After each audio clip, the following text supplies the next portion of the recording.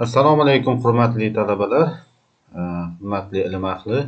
Bugun biz sizlar bilan yurak topografik anatomiyasi haqida ma'lumot berib o'taman. Demak, sizlarda vizual tasavvur hosil bo'lishi uchun maxsus programmalardan foydalanishga harakat qilaman.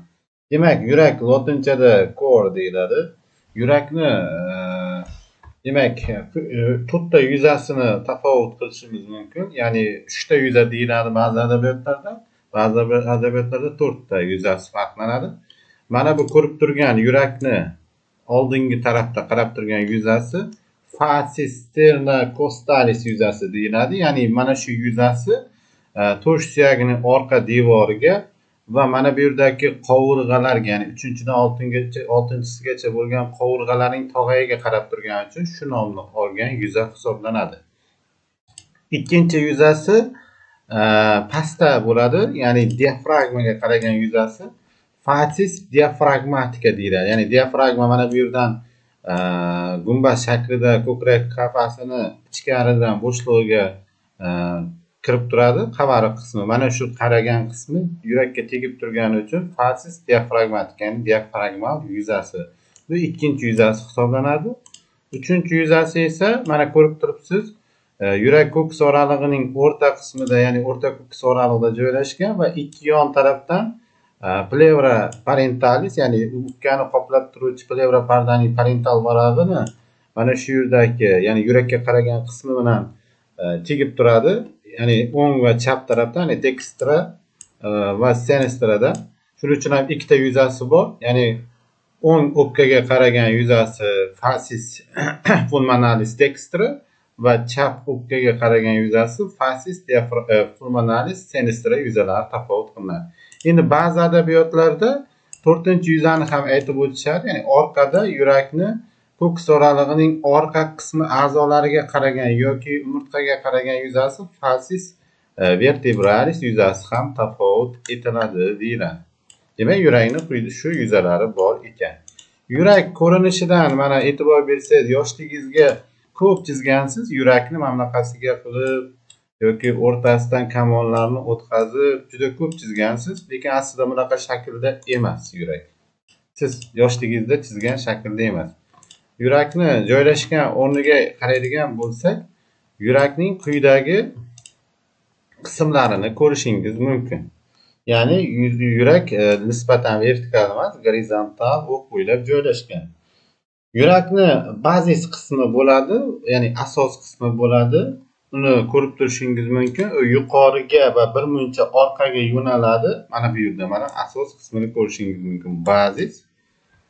Bu yerda yurakdan chiquvchi yirik aorta qon tomirlari joylashgan va venalar joylashgan. Va yurakning pastga va chapga, mana pastga va chapga yo'nalgan qismi ham tafovut etiladi. Bu yurakni cho'qqisi deyiladi. Mana bu qovurg'ani olib tashlaganimda bu yaxshiroq ko'rinadi sizlarga. Mana yurakni cho'qqisi apex qismi farqlanadi. Demak, yurakning asosi va apex uchi tafovut etilar ekan.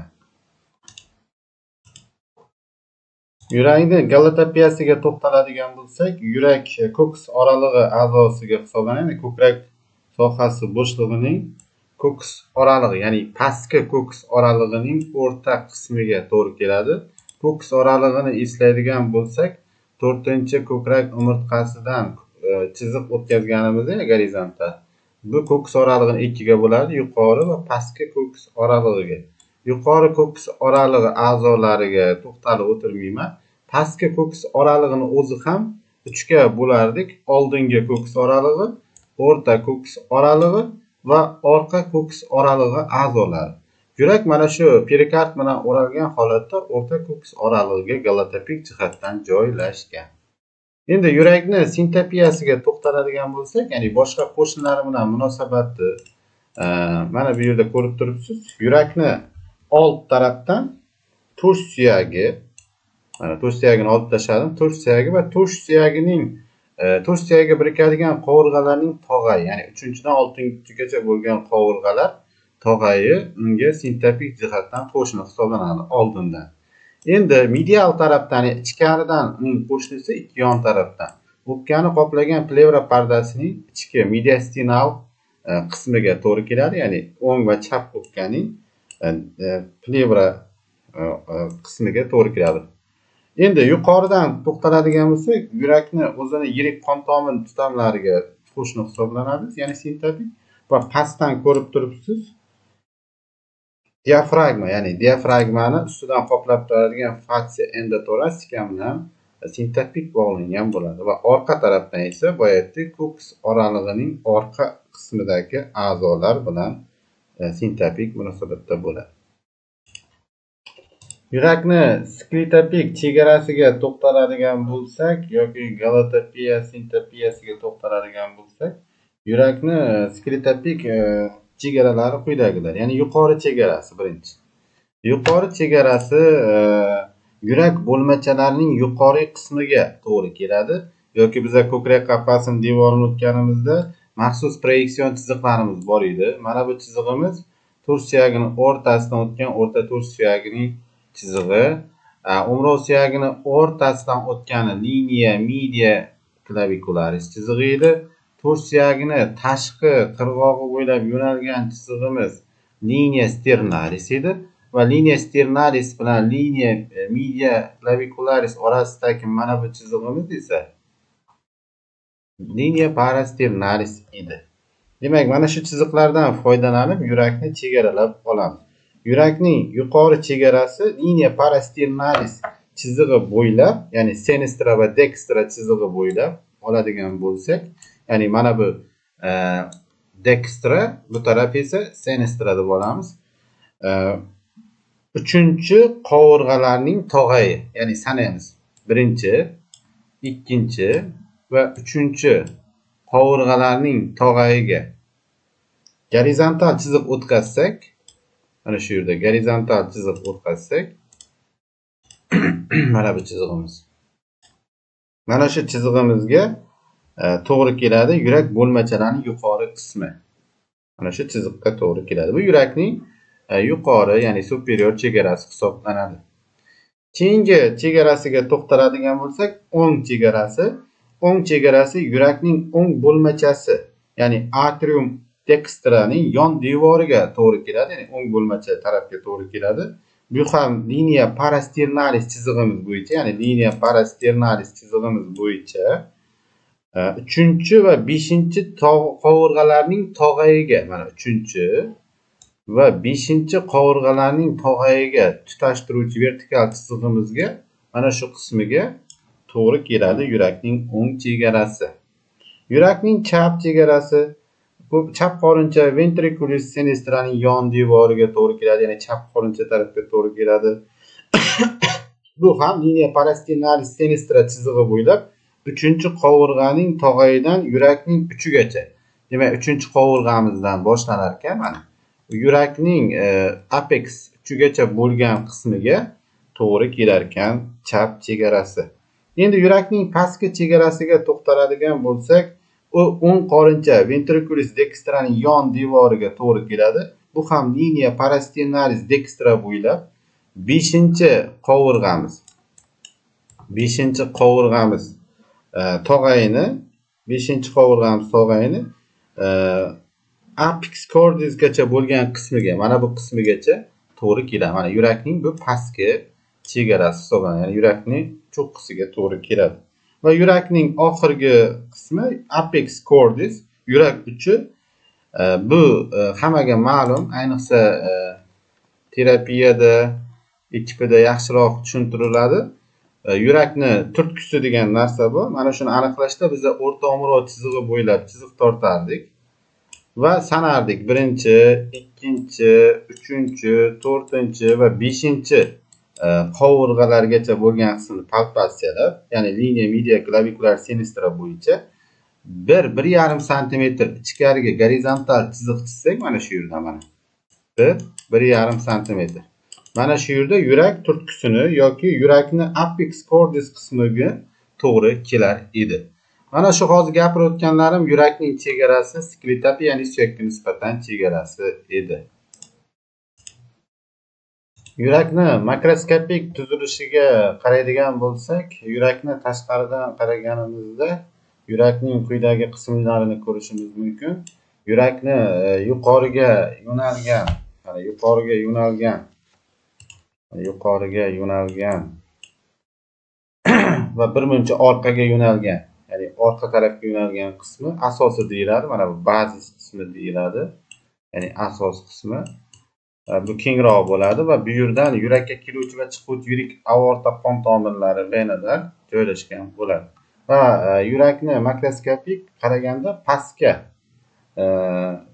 pastga qarab yo'nalgan va chaproqqa yo'nalgan qismi bor. Mana bu qismi yurakni uchi, ya'ni cho'qqisi, apex cordis deyiladi. Endi yurakni yana makroskopik ko'rganimizda yurakda ma'lum bir egatlarni ko'rishimiz mumkin. Mana birinchi egatimiz sulcus coronarius deyiladi. Nima uchun sulcus coronarius deyiladi? Yurakni o'zini qon bilan ta'minlaydigan arteriyalar shu egatdan o'tgani sababli shu nomni olgan. Mana birinchi egatimizni ko'rishingiz mumkin. Mana bu sulcus coronarius egat hisoblanadi. Mana bu egatimiz. Bu bo'lmacha bilan qorinchalar orasida, mana o'ng bo'lmacha va o'ng qorincha orasidagi to'siq hosil qilgan egat hisoblanadi. Bu egatimizni o'zi ham oldinga va orqa tarafdan, ya'ni ikkita egat hosil qiladi. Mana sulcus, mana bu yerda ko'rib turibsiz, mana bu egatimiz. Mana qon tomiri o'tgan egatimiz.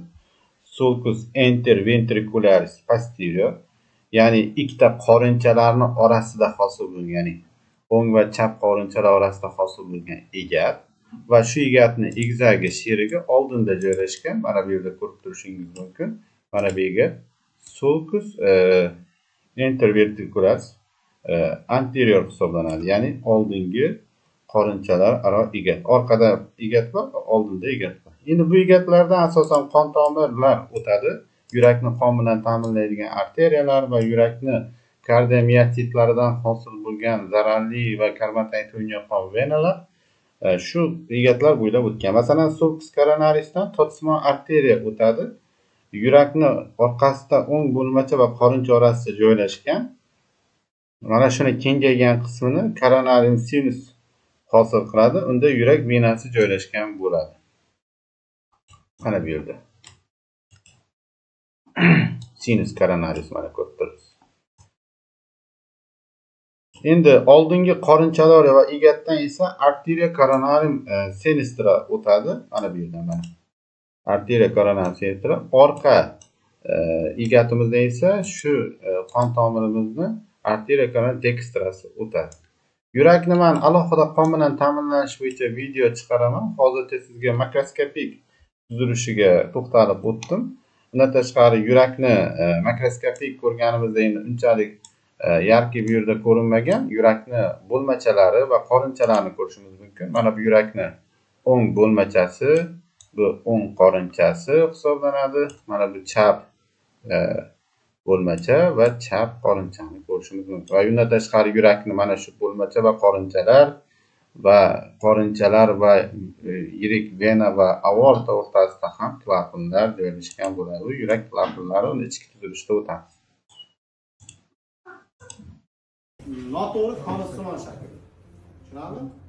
Ya'ni noto'g'ri konustimon o'zida tekisi bilan unda qiyshiqroq. Va yurak ko'rinishiga e'tibor bersanglar, ko'ks oralig'ini o'rta qismida mana shu yoqda joylashadi. Gorizontal, vertikal, tik joylashmaydi. Shunisidan sizlar chaproqda deysizlar. Endi yurakni gapirganda makroskopik gapiramiz va ichki tuzilishini gapiramiz. Tashqaridan qaraganimizda unda quyidagi yuzalarni ko'rishlaringiz. Mana bu qismi uni old qismi deyiladi. Ikkita qismi bor. Bu orqa qismi. Ko'pincha yurak jarohatlari old qismida bo'ladi. Ya'ni bu turgan vaqtda torsiyaga qaragan qismida ular to'g'ri keladi. O'ng bo'lmacha bilan so'ng qorincha old joylashadi. Ularga nisbatan orqada chap qorincha bilan chap bo'lmacha joylashadi.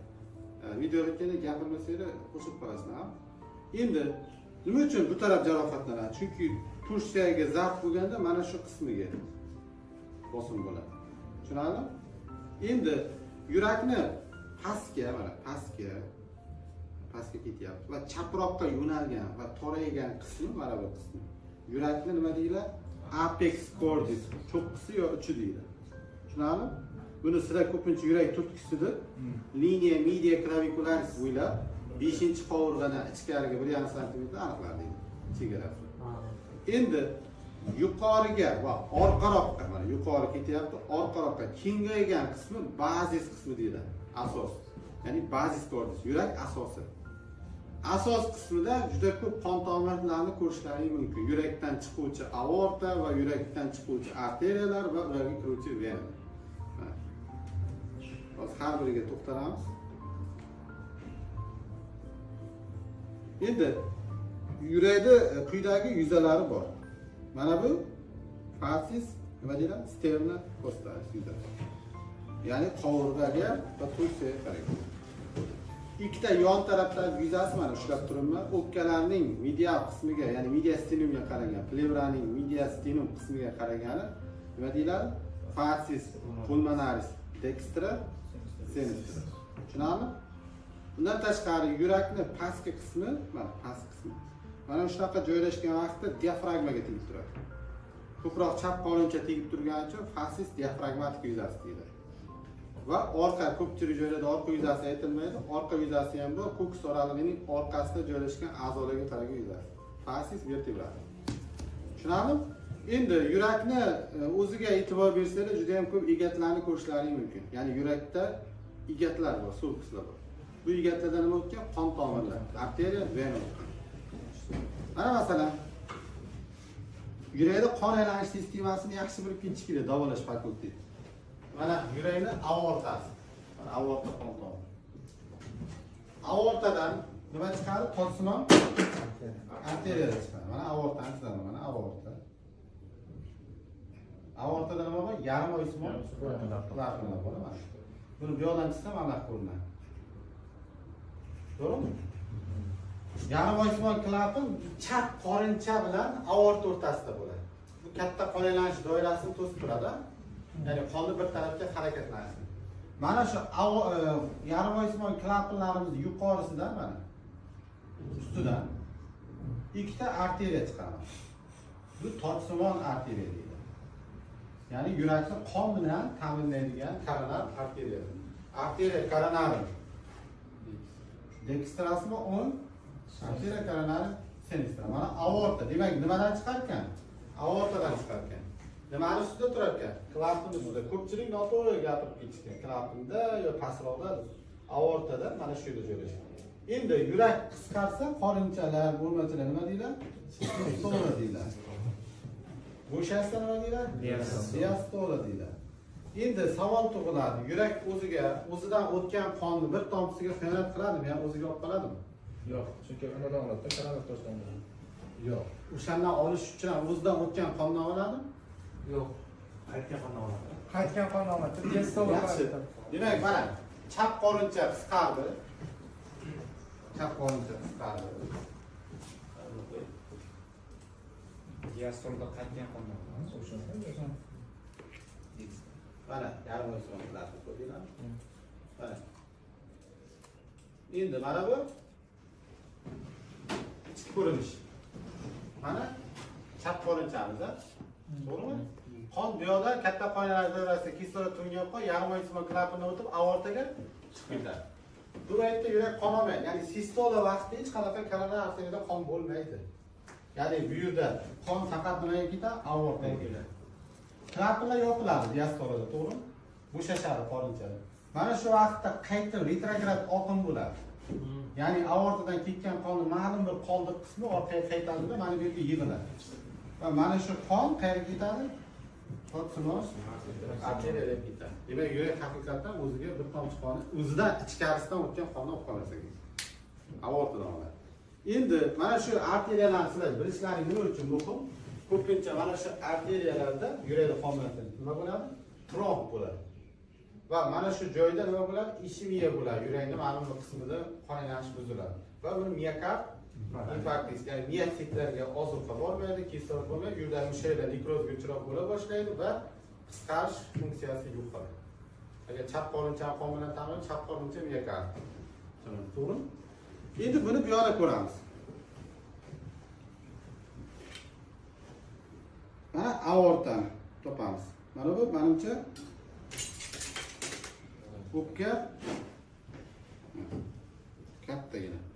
O'pka arteriyasi, truncus pulmonaris. Keng bo'ladi, kattaroq bo'ladi. Bunga nisbatan mana qaraylik. Mana bu hozir ushlagan mana bu. Truncus pulmonaris, ya'ni qayerdan chiqadi bu? O'ng qorinchadan chiqadi. O'ziga kislorodga to'ymagan qon bilan chiqadi va chiqishi bilan ikkita shox beradi. O'ng va chap o'pkaga. Mana shu. Hozir o'zlaringiz qidirasizlar. Endi mana bu yerda sal ana bo'lib ketibdi, qo'shilib ketibdi mana bu bunga. Pastroqdan kesilib bo'lar ekan. Mana bu yo'q ekan. Aorta desa ketibdi. Aorta. Mana qalin devor. Bu qayerdan kelyapti? Chap qorinchadan chiqyapti. Endi mana shu yerda mana koronar arteriyani topsa bo'ladi. Mana yog' to'sib turibdi. Mana shu yerdan ikki tarafdan o'ng, mana yurak mana bunaqa turgan bo'lsa, mana shu yerdan chiqib, o'ng va chap taraf ketadi. Mana shu yerda egat bor mana. O'ng va chap tarafda nima bor? Egat bor. Qaysi egat? Sulcus coronarium degan egat. Mana ko'rdinglarmi? Bu tarafda ko'rinmagan quloqchalar to'sib turibdi. Bu egatni qanday ajratib olasizlar? O'ng bo'lmacha bilan o'ng qorincha orasida to'sib qo'yib turadi. Chap bo'lmacha bilan chap qorincha orasida to'sib qo'yib turadi. Tushunarli? Ko'pincha quloqchalar yopib turadi. Mana bu yurak quloqchalar. Odamda ham shunaqa, ikkita quloqchalar. Osinadan oxirida so'rayman, buni vazifasi. Mana bu ko'rib turgan yonda. Yuqori kavak vena kavak superior. Tushunarli? Endi mana bu qaysi egat? Mana oldinga mana bunaqasiga ketgan egat. Ko'pincha bu to'g'ri ketish kerak. Ya'ni qorinchalar bilan ikkita qorinchalar orasidagi egat. Nima deyiladi? Sulcus interventricularis. Bu oldimi? Anterior. Bu yerda nima tarmog'ini beradi? Chap koronar arteriyani oldingi tarmog'i shu yerdan o'tgan. Va vena magnasi o'tgan. Vena. Tushunarli? Endi o'ng koronar arteriya keladi mana bunaqasiga, egat bo'ylab, boya sulcus coronarium bo'ylab keladi. Mana bu yerda bitta tarmog'iga, mana bu yerda egat o'tishi kerak. Mana shu yerdan kichkina ko'rinmaydi. Mana shu yerdan nima qaysi tarmog'i beradi? Ramus, Margo, Dextra. Mana bu yerdan keladida orqaga o'tadi, yurakning orqa qismiga, orqa yuzasiga va mana bu yerda yana bitta egat bor. Ikkita qorinchalarning orasida sulcus interventricularis posterior. Bu yerdan arteria coronarium dextraning qaysi tarmog'i? Arteria interventricularis posterior tarmog'i o'tgan. Tushunarli? Va mana bu yerda sinistrani circumflexion tarmog'i o'tgan, aylanib o'tgan. Qisqasi bilan hammasini ko'rasizlar. Endi yurakni frontal kesamiz. To'xtab turing, kimdir kesin. O'ng chap bo'lmacha. Mana chap qorincha katta bo'lib turibdi. Katta bo'lib turibdi. Ichida trabekular bor. Bilsa bo'ladi. Va mana buni qalinligidan bilsanglar bo'ladi. Chap qorinchaning devori qalinroq bo'ladi. Mana deysiz, to'g'ri 8-10 mm gacha bo'ladi. Bundachi o'ng bo'lmachada har xil bo'ladi. 4-5 mm gacha, uzoq 7 gacha. Chunki bu katta qon aylanishga bosim bilan qon qaydi. Chap qorincha. Bu esa kichik qon aylanishga qaydi. Endi haqiqatdan mana ularni tekshiramiz. Mana aorta dedik. Buni aortasi bifurkatsiya qilyapti. Mana. Yaxshilab e'tibor bersanglar, chap qorinchaga kirib oldim. Bu yerda qaysi klapan bor mana? Yarim oy klapan bor. Endi ushlasanglar qo'llaringiz qattiq anaga o'xshaydi, tog'aga o'xshaydi. Endi mana bu yerda hozir kesilib ketdi. Chap bo'lmacha bilan chap qorincha orasida ham mana klapan bor, mana kesilib ketdi. Mana. Qaysi klapan? Mitral klapan. Bikuspidal klapan, ikki tabaqali. Endi mana bu o'ng bo'lmacha. Mana bu o'ng qorincha, kichikroq bo'ladi. Bo'lmachalar kichkina bo'ladi. Mana orasida klapan. Hammasini ochib, ushlab ko'ringlar. Bu 3 tabaqali klapan. Mana bu yerda boyagi o'pka venasi, mana bu yerda O'pka arteriya. o'pka arteriya, mana. Bu yerdan chiqib kelgan. Juda zo'r kesganmizda. Yo'q, yo'q. Bo'lajak terrorizmga Adashib qoladi. Yurakni qorda teng deyapti. To'g'rimi? Mana buchi mana. So'rg'itsimon mushaklar. So'rg'itsimon mushak? Shuni o'zidan ko'rinadi. Yaqinroq kelinglar. Ko'rinadimi? Mana so'rg'itsimon mushaklar. Bu so'rg'itsimon mushaklar mana shu paylar orqali klapanlarga bo'ladi. Klapanlar ochilib yopilsa, bular qisqarib, mana shu so'rg'itsimon mushaklar ochilishi, yopilishini ta'minlaydi. Kecha bitta rasm tashladim. Mana shu paylar uzilib ketsa, mana bu yerda infarkt. Ya'ni mushaklar ishlamay qolsa, uzilib ketsa, klapan yetishmovchiligi bo'ladi. Endi ba'zilarda embrional rivojlanish davrida mana bu septum interventrikulyar to'sig'i bor, qorinchalar ora to'siq. Mana shu to'siqni bitmay qolishi bo'ladi. Mana bu teshik paydo bo'ladi-da, chap qorincha bilan o'ng qorincha orasida aloqa bo'lib qoladi. Bu degani xuddi anaga o'xshab, baliqlarga o'xshab, suvda va quruqda yashovchi o'xshab arterial qon venöz qon bilan aralashib qoladi. Bu tug'ma yurak parogi deyiladi. Tushunarli? Biza to'xtab turaylik.